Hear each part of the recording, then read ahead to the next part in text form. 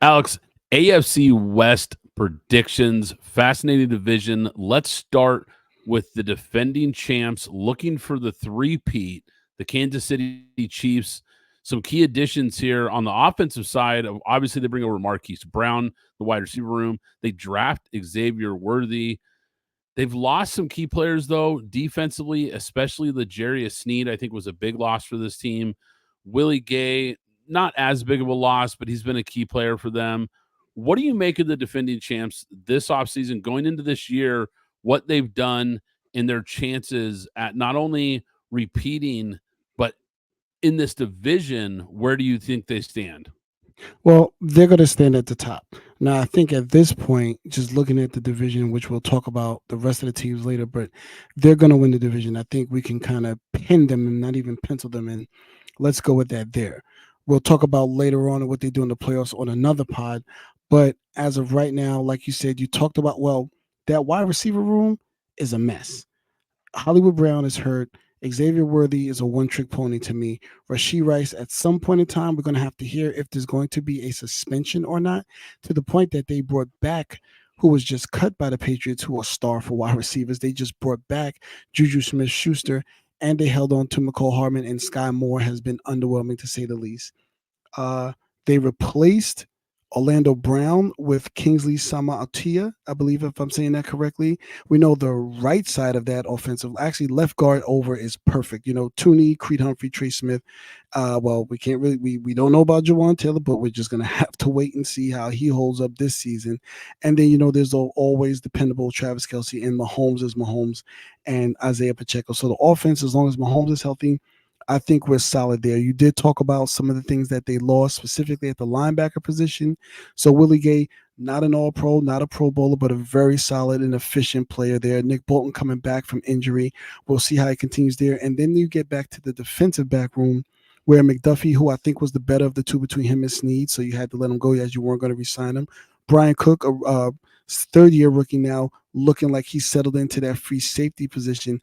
But I think at that nickelback and the other cornerback position between Jayla Watson and, as of right now, a seventh round pick from 2022, Nazee Johnson, as everybody's released their depth charts right now. So that defensive backfield is going to look a little suspicious for a little while, and depending, especially if they're not the defense that they were last year. But all in all, I have them with one win better. One of those wins being the Raiders beating them at the end of the season. So I have them at 12-5. So the season win total, the over under win total for them right now is 11.5. I'm taking the under here. I think they take a Mhm. step back. I don't think they're quite the same team that they were last year. I think the offense is a big question mark. Now, look, we know Mahomes, we know Andy Reid, we know they're going to be okay because of that. But this team was carried by this defense last year. I think they're going to have to be carried by this defense again this year. Now, I think the secondary is going to be better than people realize, because as great as L'Jarius Sneed has been, watch out for Jalen Watson. Circle that name. I think he's going to be a guy that steps up this year for them. And I don't think the defense is really going to miss a beat. Now, I think the tackle position on offense is a big question mark. And to your point, those wide receivers, big, big question marks. Not to mention, I don't know how much gas is left in the tank for Travis Kelce. So I think this team's still always a threat. They're always going to be capable of making a run at it. We know they are.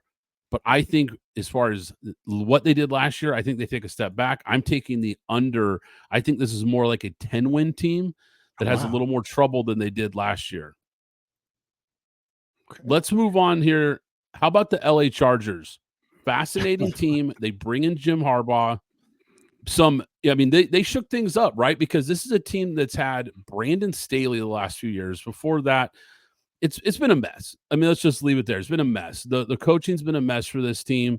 Now, we know they have Justin Herbert, a very good young quarterback, but now he finally has a coach. Now we're going to kind of see what this team can do with some real leadership. I loved their draft. We both talked about this was the best draft in the NFL. Joe Alt, I think, solidifies this offensive line. It should be very good.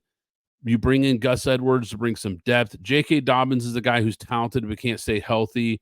DJ Shark, these are more depth type of pieces.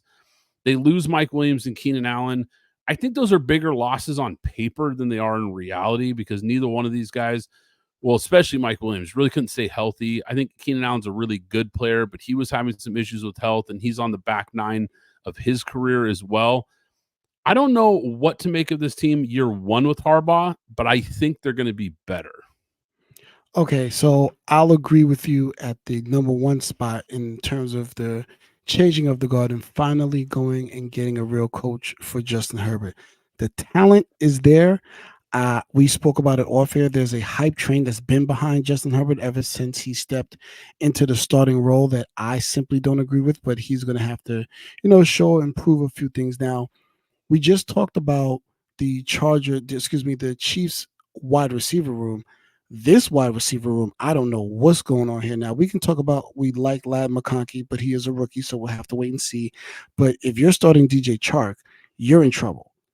Joshua Palmer, depending on how you want to look at him, I think in most teams he may be more than likely be the slot receiver, but now he's a starting receiver, and then behind that is Quentin Johnson, who we never liked, and then there's another seventh round pick in Brendan Rice and Cornelius Johnson, who was a Michigan wide receiver, doesn't even make the team.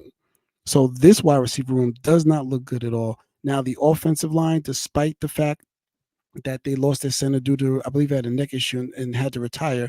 But Rashawn Slater, Zion Johnson, and Joe Alt are, all pro players, or if not high Pro Bowl, type of players, especially Joe Alt. He looks like, your corners are Rashawn Slater and Joe Alt. Now, if there's no injuries with Rashawn Slater, which we've seen since he's been in the league, the corners are taken care of, and Zion Johnson is a road grader. Now, we know the pedigree of a Jim Harbaugh. He wants to run and pound the ball. I don't like the running back room either. So now we're talking about I don't like the wide receiver room. I like the offensive line, but the running back room is scarce. No one has seen J.K. Dobbins in the last 2 seasons. He tore his Achilles and he ripped up his knee in the past 2 years. So we don't know what you're going to get from him. Gus Edwards has never had over 200 carries in his career. Solid player, though, a solid player that you can team up with, but I'm not sure what he is. And as of right now, Kamani Vidal, the 6th round pick, is 4th on the depth chart. So I don't know what this offense is going to look like. And Justin Herbert is not a guy that I've seen be a truck. The defense, I said before, has a lot of names on it. You get your Joey Bosa's, Khalil Max, Derwin James, and Asante Samuel. They're putting Asante Samuel on the outside now. To me, he's a slot. He is a better player in the slot, so I'm not sure if he's going to be good there. Derwin James has proven that he can be healthy the last 2 seasons, but they went and picked up Christian Fulton, who, when they drafted by Tennessee, has a skill set, but he too has also been oft injured and not been able to live up to that first round potential. So I don't know what this team is going to look like, and Joey Bosa is already hurt. So I'm not sure what this team is, and for that, I have them right now at 6-11. Yeah, I'm a little higher on them than you are. I mean, I love Lad McConkey. I think this guy was one of the best young receivers in this group. One of the most polished wide receivers to come out by far. Unbelievable route runner, great hands. I think he'll be an impact guy day one. Brendan Rice, to your point, 7th round pick. We talked about in our draft episodes, 3rd round talent. No idea how he fell into the 7th round. I think both those guys are going to be impact guys. Now, look, they're rookies, so I get what you're saying. They're going to have to hit the ground running, but I think this room will be better than people realize. I do think this is a team that's going to run the ball. Look, I get what you mean from the talent standpoint. It might not be a lot of wow names on this team, but I think Harbaugh is a guy with a proven track record of success. He just rebuilds everywhere he goes. He improves every team he joins. I have a hard time thinking that this team doesn't get better this year. Now, Vegas has their season over under win total at 8.5. That's close to where I have them. I think I'm going with 8 wins. I'll go under, but I think it's 8 wins. I think they're competitive. I think this is a team that maybe if they hit the over and they get into that 9-win range, all of a sudden they're fighting possibly for a wild card spot late in the year. Would not surprise me at all because, like I said, I think Harbaugh's track record speaks for itself. I think he's going to give this team the identity and the toughness that it's lacked for years. So, very interesting team. Alex, let's move to your Las Vegas Raiders. Whew. Look, they got Christian Wilkins. They, that that was pretty cool. I mean, great player, great addition in free agency. All jokes aside, Gardner Minshew looks like he's probably going to be the quarterback this year. We know he's kind of always been a fringe starter in this league or a high end backup, no matter how you look at it. But a guy that can win you some games and keep you competitive. I know you didn't love the selection of Brock Bowers. Not that you dislike the player, but you thought they should go in a different direction as far as positional value. But I think he's a guy that can have a big impact on this team. Now they lose Josh Jacobs. What do you make of this Raiders team? We know they still have one of the best wide receivers in the game. Like I said, they're going to have this young, dynamic tight end. They've added some pop on the defensive side. What do you make of the Raiders? Their season over under season win total for the Raiders is 6.5 wins. Tough conference, tough division. Where do the Raiders finish, and do they go over or under that total? Well, I'm going to tell you right now, I have them under. I have them at 5-12, and we can start at the top. So get ready for my first hot take in this division. Devontae Adams will not finish the season with the Raiders. Doesn't matter what anybody feels about it. You just won't. This wide receiver room, again, another team with a serious issue with the wide receiver room. It's Devontae Adams, Jacoby Jones, Trey Tucker, and then nobody else. They only carry 5 receivers. So if any of those receivers go down, we're looking at somebody named Ramel Keaton that nobody's ever heard of. Anybody can be anything, but who knows what's going on there. Our offensive line has been a complete mess. Colton Miller has not played. Jackson Powers Johnson has not played, which I thought might be a strength, is now looking weak, even though there's a lot of depth there. We already talked about the tight ends. You already mentioned Brock Bowers. We also have the best tight end from last year's draft from Michael Mayer. So I should see a lot of 12 personnel with 2 tight ends, which I think would service Aiden O'Connell or Gardner Minshew should, Gardner suffer and Aiden has to come in. The running back room, I didn't like the sign of Alexander Madison. He is a hammer. He just runs forward. He doesn't look for holes, so I don't know what we're doing there. The defense, Max and Christian Wilkins, we know what they are. So I'm not really going to complain much there. Hopefully, Malcolm Koos can benefit from that. Tyree Wilson, I don't know, trade him, get him out of here. It doesn't work. It didn't work. And then hopefully Jack Jones can build on some of the things he did back there. And then Trayvon Moorick, who is a guy that's going to be looking for a contract. Perhaps he steps up. And Nate Hobbs is another guy looking for a contract at the end of this year as well. So hopefully they will mesh as a team and then I guess be in position for, I don't know, I say a top 5 pick and with the ability to move up and perhaps with the extra picks they get from the Devontae Adams trade, perhaps move up for Shador, Carson Beck, or whoever they feel that they see fit for the future. Yeah, I actually think this team has some talent, and we've hit on it. There's some key spots here where they've got a lot of talent in some positions. I think the defense is a little bit underrated from a national standpoint, and I think the addition of Christian Wilkins next to Max Crosby is really going to be disruptive. I think the Raiders are a team, unfortunately, the draft didn't go their way as far as having one of these quarterbacks fall into their lap like they thought that would. A guy like a Michael Penix or even possibly a Bo Nix, somebody like that they thought might be there and they weren't. And all of a sudden they were kind of left scrambling to just take the best player available. And I think that's what happened when they took Brock Bowers. They said, look, let's just take the highest rated guy on our board. And they went with Bowers. So unfortunately for them, I think the quarterback being such a big question mark for them is really limiting the ceiling for this team. But who knows? Like you said, if Shador Sanders or someone like that is in the mix for them next year, a Quinn Ewers, one of these guys, we could be looking at a totally different future for the Raiders. But unfortunately for this year, I think that cap has a bit of a ceiling here for this team. Now, let's go to the Denver Broncos here. Let's wrap up this division.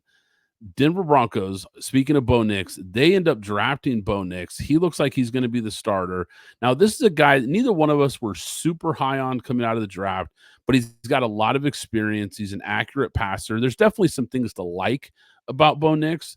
And the one thing I said all draft season, and it actually came to fruition here, was that I thought Bo Nix would be a perfect fit for Sean Payton's offense because he really does a lot of things that Sean Payton wants to do. The short and intermediate routes, he's very accurate. He's a very on-time passer, throws with nice anticipation. That's really the kind of things that Sean Payton wants. It's the exact reason why Russell Wilson didn't work in Denver, is because he goes off script too much, and that doesn't fit what Sean Payton wants to do. When we look at Sean Payton in his best years with Drew Brees was a rhythm and timing based quarterback. We see a lot of those same traits with Bo Nix. This could work in Denver, although this team does still have a lot of holes. Yeah, a lot of holes all over the place. Specifically, there, I don't want to say struggling at wide receiver, but we know Cortland Sutton is a little bit long in the tooth, more of a possession receiver. Marvin Mims does stretch the field.